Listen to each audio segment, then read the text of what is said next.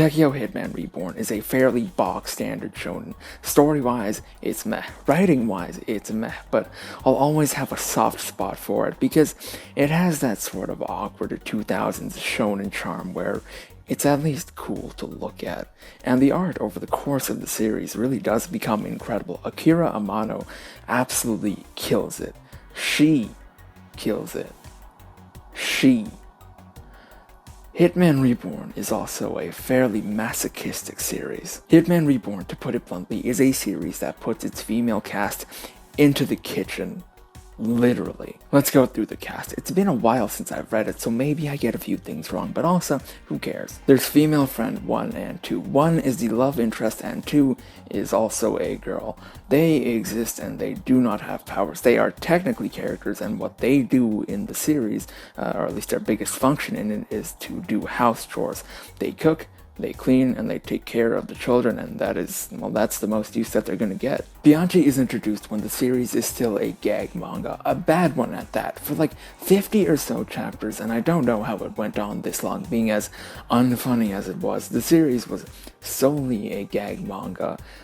I don't think throughout its really entire tenure as a series that Reborn ever intentionally making a joke has incited a reaction out of me. I know comedy is subjective, but it's not a series where I understand where the joke is at any point. Anyway, back to Bianchi. She uses poison cooking. Moving on. Chrome is a small, shy, generally weak-willed character who utilizes illusions and is the real focus of this video. See, Chrome is missing her organs and they can only be formed using illusions, but she's not the one creating the illusions herself. It's a character who lives inside her head, as far as I remember, and her biggest downfall as a character, Mukuro Rokudo. Rokudo is a far more entertaining character than Chrome is by sheer virtue of having actual rapport with the rest of the cast. His antagonism with them makes for these great, charming back and forths with everyone else, and on top of that, he's an actual competent fighter that doesn't require an emotional support system every single time combat takes place. It's quite nice. An overly shy character can be a real risk to take. The payoff as they break out of this socially anxious shell that they've created can be immensely gratifying and an incredible step forward in development. But if that doesn't work out, the consequences can be dire. The issue can arise in what you might lose in character dynamics, in the relationships in this cast that you're meant to get invested in, especially when it is the ever deeply obnoxious character trope of anime shy. These obnoxious tropes where the character is simply incapable of maintaining a single proper conversation with anyone in the wider cast, and all it does is make everything feel more shallow as a result.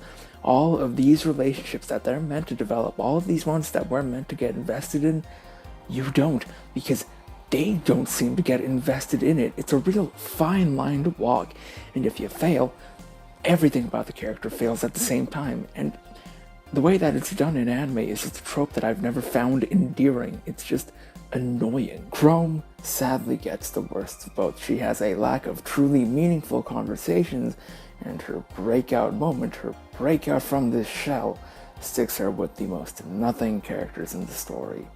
Chrome breaks out of her shell and she joins 1 and 2 in the kitchen. And all of this just results in me wanting Rokudo, a craving to leave this dull husk of a character to return to the one who's actually capable, who's willing to converse with the rest of his cast, which I know is a low standard to work with. But that is what we're working with here. There's not much else to talk about. There's Lal Merch, assuming I said that correctly, who's one of those tiny baby characters, except this one isn't a baby. She's the first actually competent female fighter, as far as I remember.